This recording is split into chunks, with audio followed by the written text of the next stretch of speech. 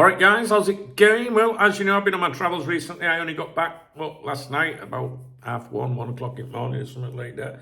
I've got a bit of a sore throat, so I do apologise if I sound a bit croaky. I think it's just from the flying, you know. Did you notice how I did the cough there for effect? I didn't. I just needed to cough. I wanted to touch on an article that was published on Mail Online. It's behind a paywall. A friend of mine was saying if there's an article behind a paywall at the Mail, the Athletic, the Times, copy the link, go to a website called archive.ph, second box down, paste it in, and apparently it opens it up. I mean, you'd have to let me know if that works. Anyway, so this article was published on the Mail, and it was earlier in the week. I'm not sure where I was at the time when it was published. Normally I would have read it and instantly done a video. I think Adam may have done a video about this. I saw him put something on X, and I responded to him and said, is it about this? And he went, yeah, but I haven't seen his video. So, but I think it's the same thing. So I don't know what he said, which is probably a good thing, you know, because it means that I'm not being influenced by someone else's thoughts. So, and it was making a lot of, noise the other day. Now, it's by a journalist called Lewis Steele, who is, many are saying is like the new kid on the block. Anyway, and the headline, if you like, it's very, very large headline. All these articles, by the way, that I've seen so far have all been behind a paywall. So I'm not sure why that is the case. But anyway, it says, it does say by Lewis Steele, Kieran Gill, and Adam Patel. But I assume the Steele stuff is going to be, the Liverpool stuff is written by Lewis Steele. The headline, why Liverpool could hold trump card in 5-team race to seal £95 million double transfer raid. And then it says, plus the Stars being chased by Premier League rivals this summer. Liverpool confidential. So it says here, Liverpool are plotting to bolster their defence already going into next season. And I think from memory, this is going to be to do with Kerkez and Huijsen. I have read this article, but like I say, I was in America then, so I don't even remember much about it. So but I do know that I wanted to talk to you about it. I just can't remember why. So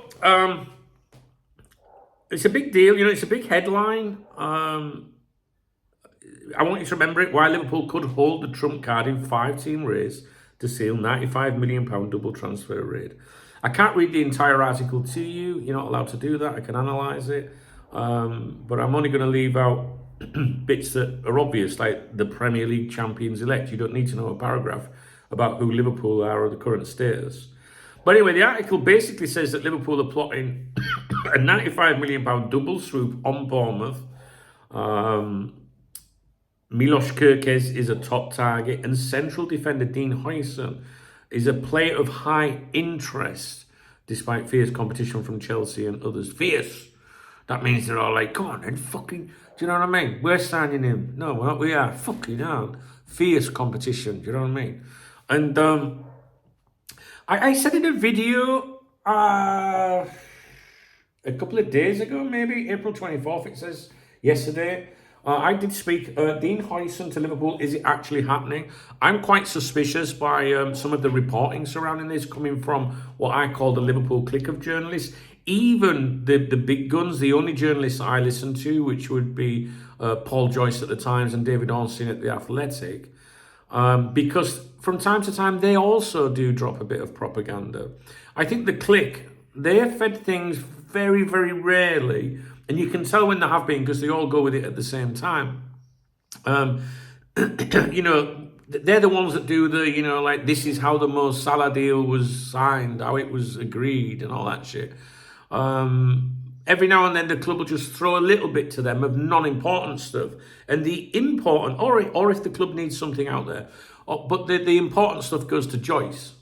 Some people would even say that that's Michael Edwards writing the articles in the Times. Some people, I wouldn't possibly say that. I would never say such a thing. And then an Ornstein. So Ornstein and Joyce, they're always going to get the juicy stuff. But so that brings me to why I'm suspicious of the Huijsen stuff, right? there's too much noise around Dean Huijsen for me to believe that it is close to happening or that we're really leading the race, the infamous race to sign him. Absolutely. I said months ago, well, I say months ago, my memory's terrible. It must be a couple of months ago because I've been away for a couple of weeks. That, you know, from people that I trust associated to the club, they said that Huijsen was a player of interest to Liverpool. Now, what the fuck that means? Obviously, he's a player they're interested in, but the status of the, you know, importance of wanting to sign him or the possibility of such, who knows? Now, in that video yesterday, I said that sometimes there's propaganda, you know, from, say, Ornstein or Joyce, where Liverpool are linked with a player that everyone, you know, like, that just looks unlikely that you could sign them. But Liverpool can turn around and say, well, we went in, you know, we did our best, kind of thing. I forget the kid's name. Didn't he go to PSG? He's like, why are we being told this when we know that this deal cannot be hijacked? This deal will not be hijacked. But it was meant to sound like Liverpool were trying to make it happen. This is what I call propaganda in that sense. And someone left a nice comment yesterday saying, yeah, but there's a release clause, so Liverpool can't say that they weren't, you know, that they were in a bidding war, for example. There's a release clause, so they can trigger it and all that. Yeah, but you can still make out you're interested in a player, even with a release clause, even when that player is really wanting to go somewhere else. So let's say that player wants to go to Real Madrid. If Real Madrid go knocking, Dean Huijsen's going to go there. No doubt about it, regardless of us. But Liverpool, and if Liverpool know that, which they will know that, they can still say, well, we tried. Do you know what I mean, guys? I'm very, very suspicious about the Huijsen stuff. If we sign him, I'd be absolutely delighted. I mean, he's a fucking amazing player. And I've always said that the only chance you've got of signing him, possibly, and a very, very small chance, would be this summer. Because Real Madrid were looking for a centre-back in 2026, and they don't want to pay the full release clause, right? But so Real Madrid have to make a decision. Do we go in now, or do we pay that release clause? From what I heard over here, was that they would be willing to pay about 13 million for it. So that's quite a bit lower than what his valuation is. And the player would then have to make a decision. Do I wait for my chance with Real Madrid next year, if they were not to try and get him now? Or do I go and sign for another club? And I'm not sure people want to sign a player that, you know, wants to leave before he's already signed for you. This is a player that, you know, I think would be a centre-back any club for the next 10 years. I mean, he's outstanding, guys. He really is. And I've seen him with my own eyes. And not only is he a good defender, when he goes forward with the ball, he's like an attacking midfielder.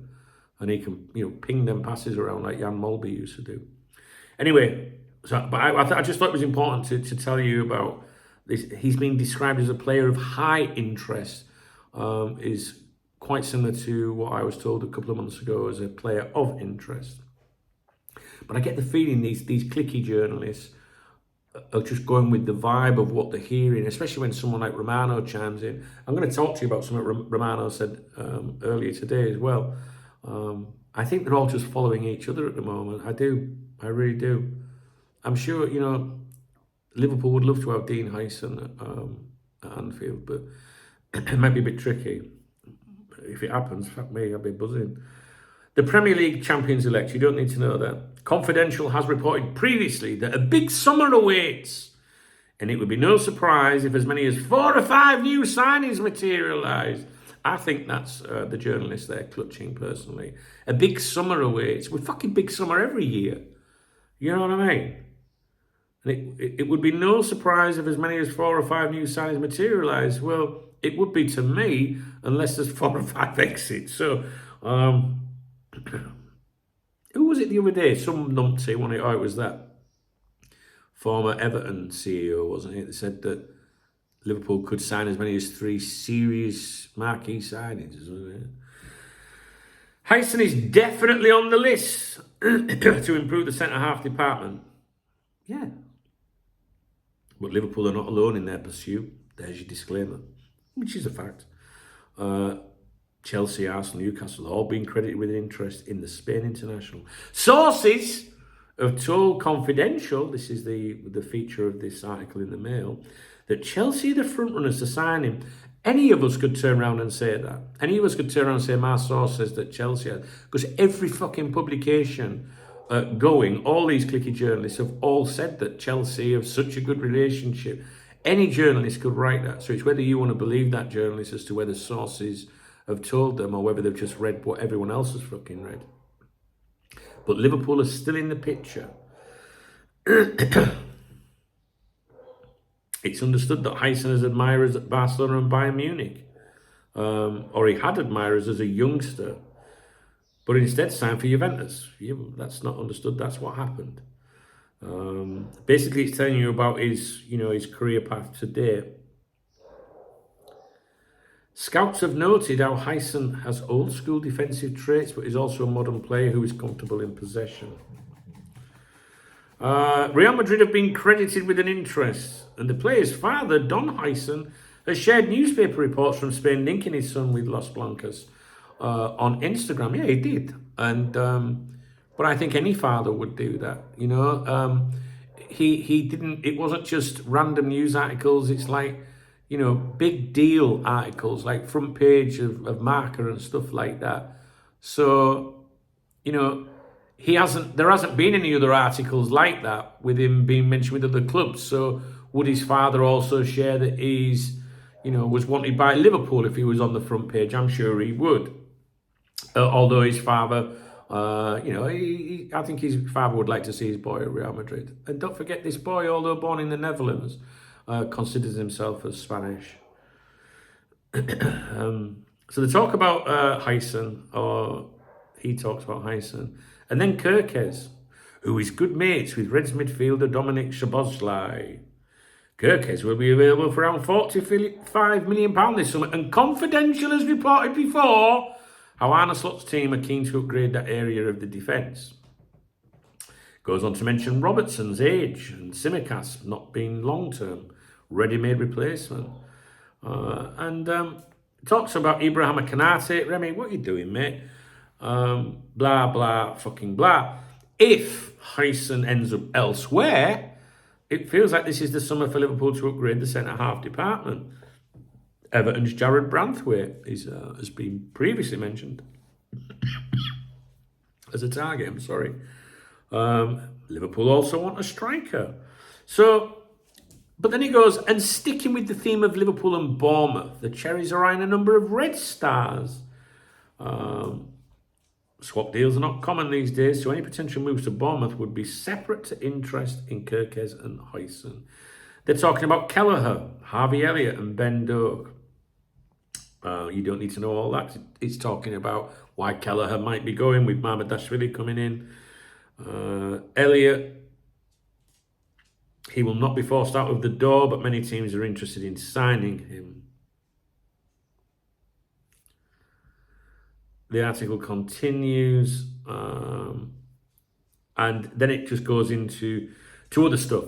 So basically, the article, why Liverpool could hold trump cards in 5-team race to seal £95 million double transfer rate. I'm not really sure what the trump card is. Is it the fact that we've got I guess it's the fact that we've got these players that Bournemouth might be interested. I think it's a very disappointing article, to be honest with you.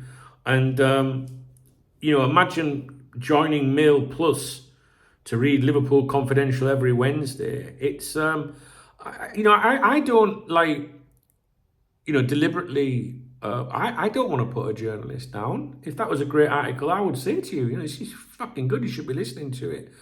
But I just feel that, I'm not hearing anything in that article that any of us could have written an article for the Mail newspaper there. I don't even know if that goes in the printed version. It says Mail Online and it's confidential, but any of us could have written that, right? So if your editor had sat down and said, give us something juicy, then, you're going to, if you're the one that writes about Liverpool, what would you write about right now? It's all fucking common sense, isn't it? And many people on the internet, I think, and I've seen the opinions of many people over the last almost 3 decades, is that a lot of fans give a lot of credit and attention to these journalists, way more than there should be, because honestly, the people that run so-called ITK accounts, in the know accounts on Twitter, on X, they do the same thing. They're no different to these journalists. And you've got to remember the journalists, qualified and supposed to be professionals, and there's just no such thing as good old football journalism anymore. When do you see real exclusives anymore? You know that from watching my feature on here, today's exclusive. You just don't have them anymore. So it's pretty shit, really. The clubs, the football clubs, not just Liverpool, they manage, the release and sharing of news now, through Joyce and Ornstein, for example. They don't, you don't have the old school journalist anymore, with the long Mac on, not like a flasher, with his ear to the ground, and finding things and running exclusives where the club goes, fucking hell, how did that get out? So it's really disappointing. And there are journalists, there's one in particular that a lot of people seem to pay attention to, and I would be very deeply disappointed if you're one of those people. They may have wrote for big publications in the past, had that break, but they don't write for them anymore. And what they do is they try to stay relevant. And if you see a journalist popping up on every YouTube channel, every podcast, with an opinion about everything and launching their own YouTube channel, you know what I mean? Yeah, it's a bad sign. It's a bad sign, in my opinion, because it means that they're willing to say anything for 30 quid or something. Do you know what I mean? So, I don't know. I can't pick and choose who you believe or who you think's credible. And like I say, by no means I'm not trying to put anyone down, but I don't see, this is Liverpool Confidential. This is supposed to be, oh my God, this is confidential. We don't know. But you're telling us something that I think the Kerkez thing is fairly obvious. I won't be surprised if he's the first player through the door in the summer. We've said that for a long time, haven't we? And the Huijsen stuff, is that really groundbreaking what's been said there?